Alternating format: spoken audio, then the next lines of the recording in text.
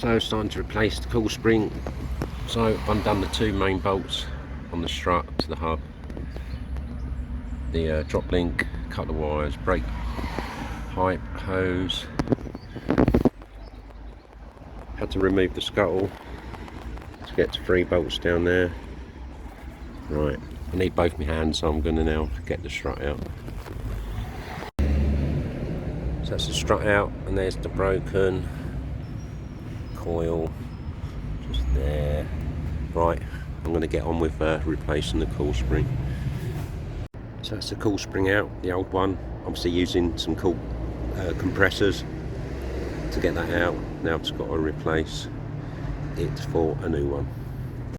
So that's the new coil spring compressed with a compressing tool.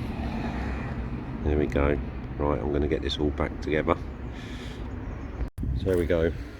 Scuttle wipers back on.